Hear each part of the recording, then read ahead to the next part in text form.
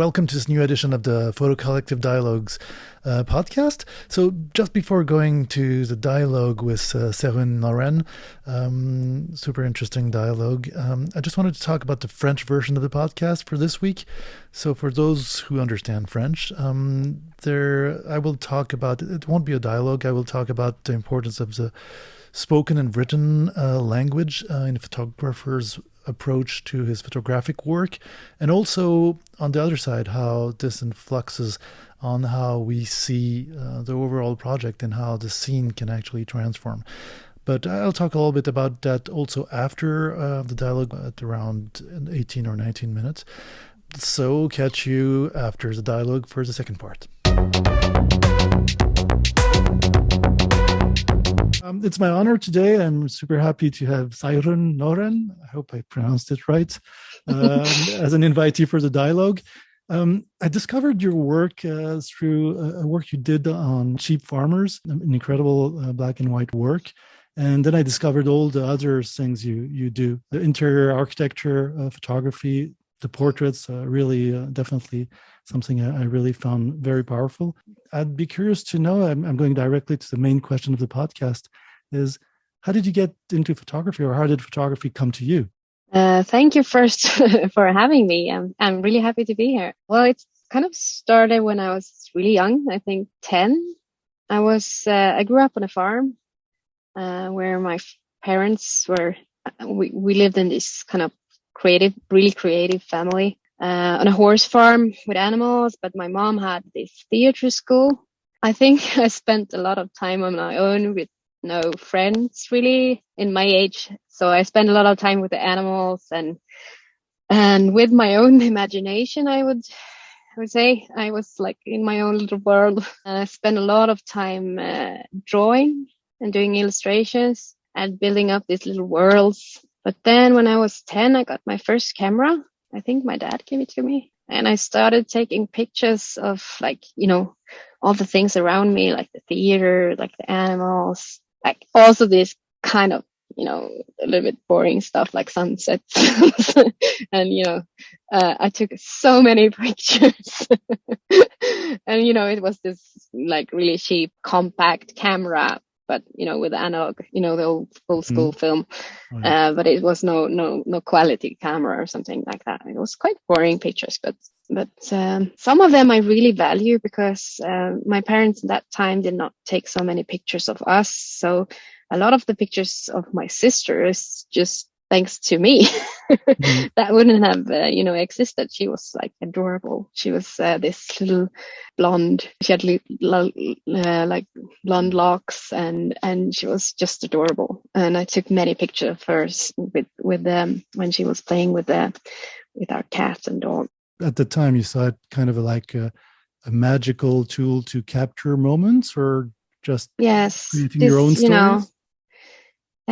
Collecting memories, I think. Yes, collecting memories and capturing these moments and things around me, I guess. You also draw. You're a visual artist in general. You also do film. Yes.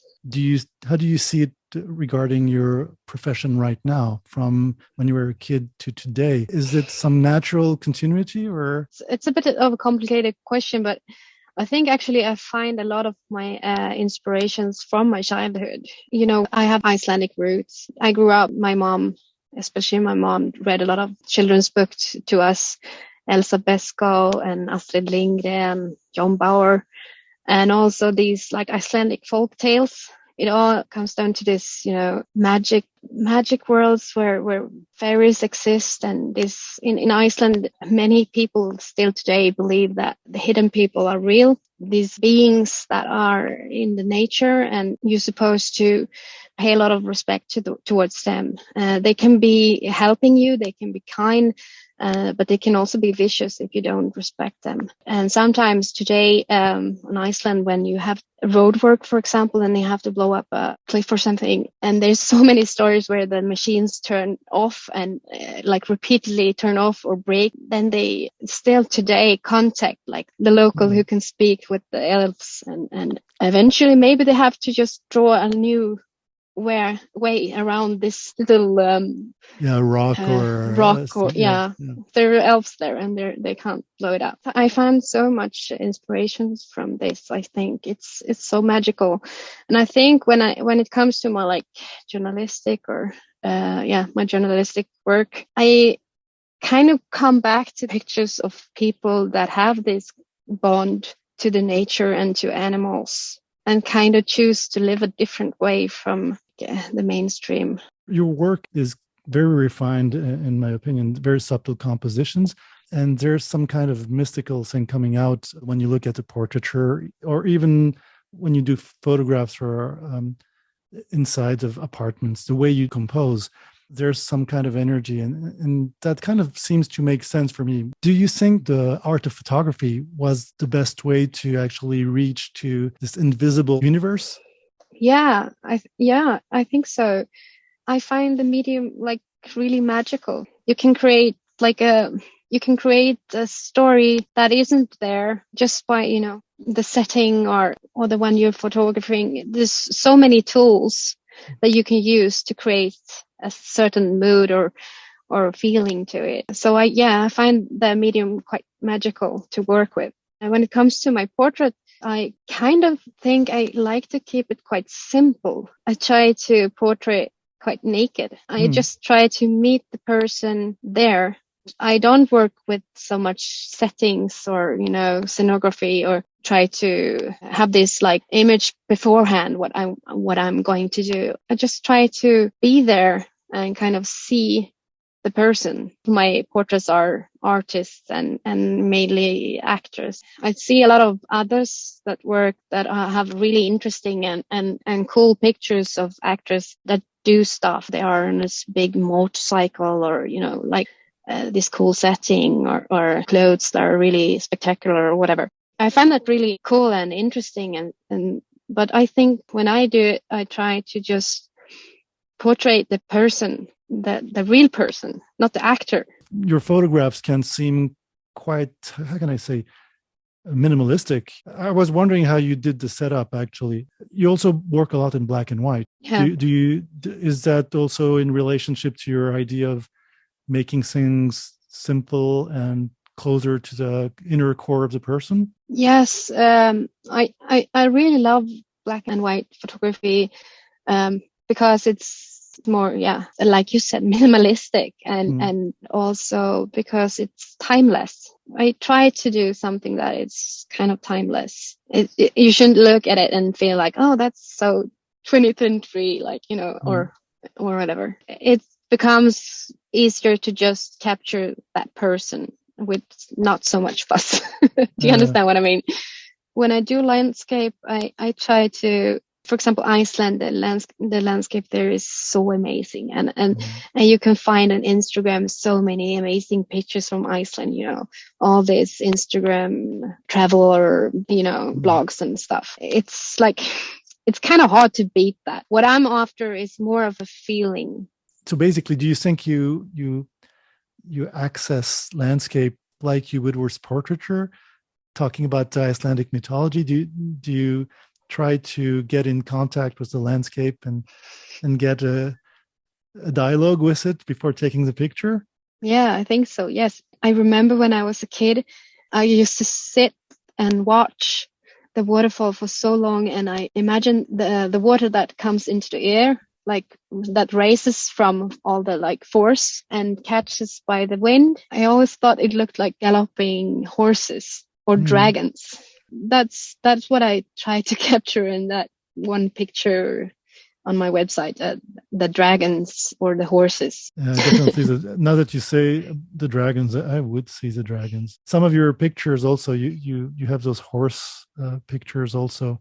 Obviously, there's some incredible horses in Iceland, but you actually also take pictures of them quite differently than what we usually see. You live abroad now.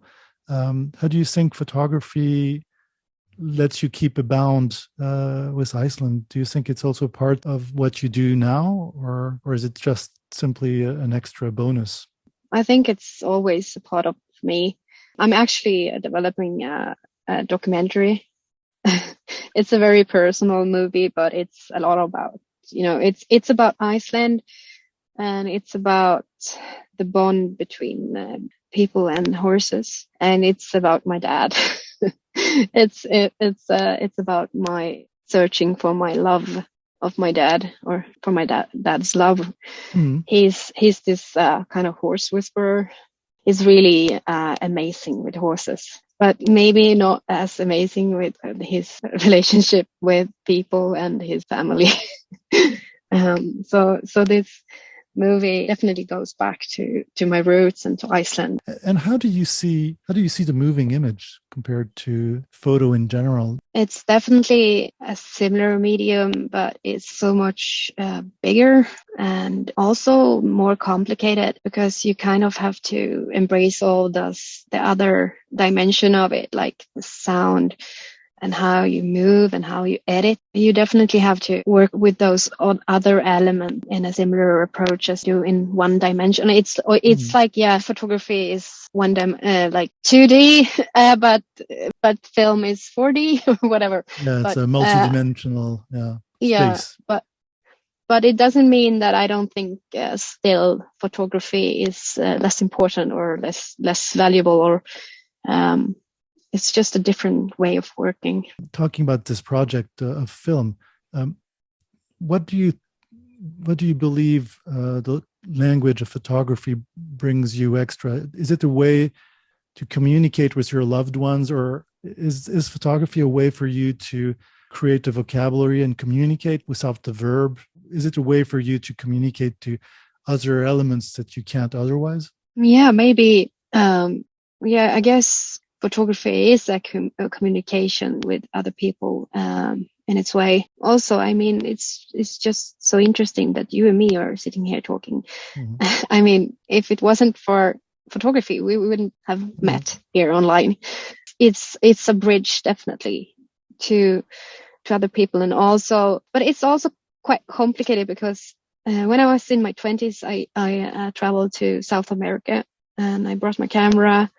And I had this plan to do like a journalistic work on this theater group that worked with poor kids in the neighborhood in La Gloria in Argentina. They were working with theater with these kids that were like in the ghetto, and tried to keep them from being part of criminal work. I had my camera, and I lived in this like collective where they were quite poor. They gather money by performing at the red lights and the plazas and stuff. And it was really amazing experience. And in the beginning, I took a lot of photos, but I felt like really strongly that I was distancing me from the people I met.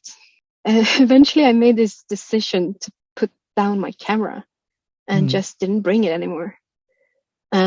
Today I can, kind of regret it, because it was so like amazing experience, and I would like to have those pictures of it, like, and it would maybe have been a great work. But for me, it was somewhat life-changing decision also, because you need to be aware what the camera can do. It can distance you from the real world. You hide behind the camera. And you don't take part. You become this observer. But you can also use it in the total like opposite way. And that's what I have, I think, learned to do. For example, you can, contact people, and you can get to learn to know people by this excuse. I have this camera, and I would really like to take pictures of you working on this boat, fishing. Would that be okay? And then people are mostly like open to it, and you get to know this amazing person that you never had the chance to get to know in this way. Yeah, it's a great pretext. It's a great vector and pretext to reach out. In retrospect, do you think you could have had the same or a similar life without the tool of photography? I think it has definitely enriched my life, or if you can say that. It's hard to say. And also, I love illustration as well, but illustration can be quite asocial. You can sit and work hours just by yourself. and you don't meet people. But photography is kind of the opposite. And I am a quite social person. I love to meet people, and I love to get to know new people and cultures. So it's definitely a great tool. As you said before, I'm personally using it. I think many of us use photography as a way to get in touch with people who seem quite far away and that you don't know, that you wouldn't contact otherwise, simply because you'll listen maybe to some other kind of energies and other kinds of sensual stimulations. Do you think it's a compromise having to work and make a living out of this superpower? Yeah, it's definitely it's hard. If I had, if I was like economically free or whatever, I would definitely do more of a certain kind of work. But now I have to do stuff that it's not like I don't like it. It's just less creative or less free, or I hope in the future that I become this huge name where I could choose to do whatever I want to. and let the compromises go away. Yeah. Definitely. You talked about this project of film you're working on right now. Maybe you want to talk a little bit more about it, or do you have other projects right now going on? Is there something that you've seen recently or some kind of trend in photography that you feel is of more importance to you right now? I have this movie that is my main thing I want to work with now. I have been on maternity leave for quite a while, and I have so much inspiration, and I have so much I want to do, but I'm just getting started. Regarding what's out there now, I kind of try to not look at it too much about Instagram. There's so much out there. There's so many really talented photographers out there. Kind of find it a little bit overwhelming, and I try to block out some of it because I need to stay true to my own inner voice, I think. I feel like we're in an era where social media tends to a little bit overwhelm everything. We get flooded by so many seemingly great works of art or of communication in general, and I think we tend to lose track of who we are as, I don't know if it's the right term, but animals. We're still biological beings. Maybe just in that sense, I just want to ask you an extra question. Do you plan on having an exhibition or a book coming out, something physical? I would love to do that.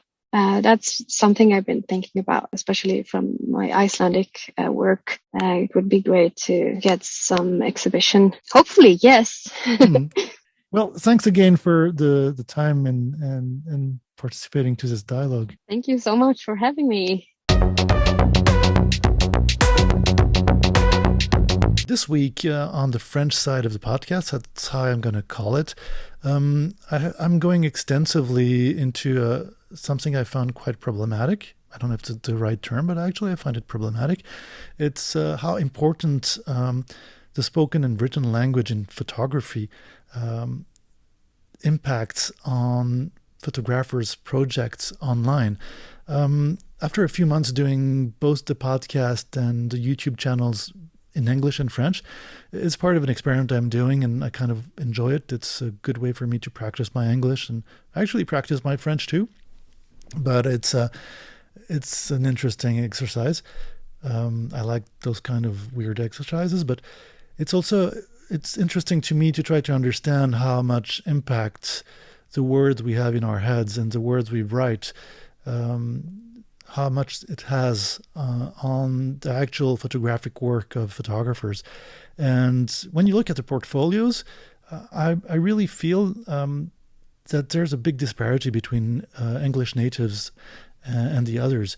The others, which obviously are not English natives, some of them are really very literate in English, so they're able to describe their projects pretty well.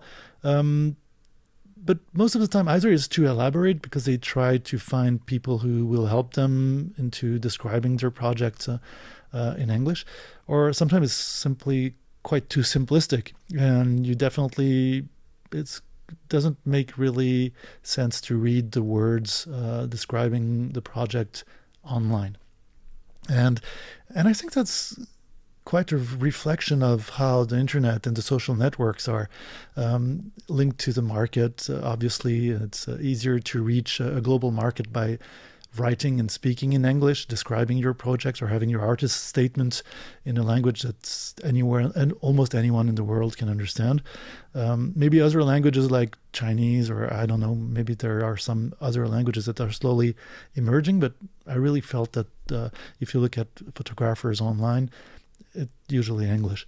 And me doing this experiment, so this week it's a bit part also of this project podcast of trying to find inspiration for a photographic project, a de novo photographical project. One of the first steps was I tried to rely on the written and spoken language to create the project, and I quite rapidly realized that I have to choose a language. It's really hard to do it both in French and in English, so I switched to English. And that kind of sparked my questioning about what's going on today with the online and actually overall market of photography. I really believe with the experiment, the background experiment of doing those media, that the mindset is not the same. Either you think and speak in English, develop your ideas using English, or the other language. If you're a native French speaker or a native German, Chinese, Indian, whatever, Japanese, your mind doesn't work in the same ways. The words don't have the same synonyms. You haven't exercised the understanding of the concepts behind. Of course, you can have a whole process, workflow, where you develop your project only based on non-verbal things. But most of the time, at one point, you have to present yourself if you want to distribute your work or just be existent on the platforms. And then you have to use words. And I think the English overlord, I'm going to call it like this, is not really a good thing for the creativity and the diversity of the works we can see online. And that works also for the YouTube channels about photography.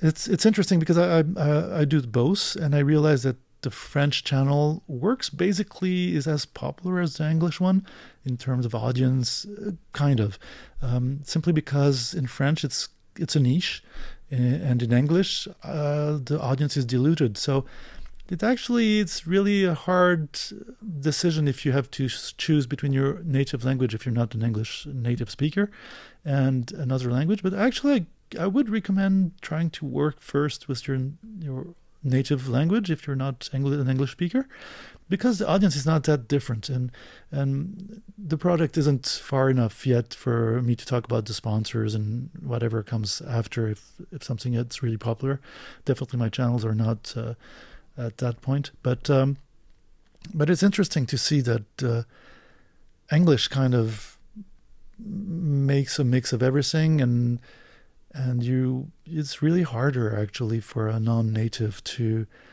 go into the subtleties and the sensualities of their own mindset. It's more of a question today in the second part. It's more questions that I try to present, because if you look at the tools, also the social media tools, for persons from my generation that had television, and we had multilingual sound on movies, on televisions, YouTube doesn't really provide it. So you couldn't actually, maybe there's something hidden, which I don't have a beta version of, whatever. But if I want to do a channel that's multilingual, YouTube doesn't provide it. It's you can put another language in subtitles, but you don't have multi-channel sound. So everything is kind of pushed towards English or a sole language. And even for the project podcast, what I was saying before, if you want to start building in your own mindset linked to your own native language, if it's not English, it gets really hard. And me talking about that on the English version of the podcast is obviously because most of my audience actually is from the US, so probably English native, but a big part of it is not. And I think it's pretty important also for the native English speakers to understand that I'm actually native too, but it's a little bit complicated, but we who have more literacy in a verbal language, which is not English, don't think photographical projects the same. We don't present them the same. We don't have the same discourse, the same artist statement. They might be similar, but it's going to be quite of a rough translation. And I think we have to be aware that if you're really interested in the fundamentals of the quality of the photographic works of different cultures, it would be important to kind of defend the verbal quality of the thinker, of the creator.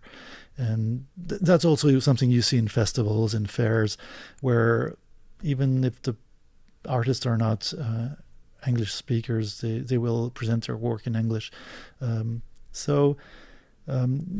back from the Rencontre d'Arles festival in south of France, definitely so many of the works are presented in English, and you will have some basic French translations, even some more extensive on some more important works, but many times you won't have it. So it's one of the major festivals in photography, and it's in France, historically in France. And I think the market really pushes towards this monolingual thing.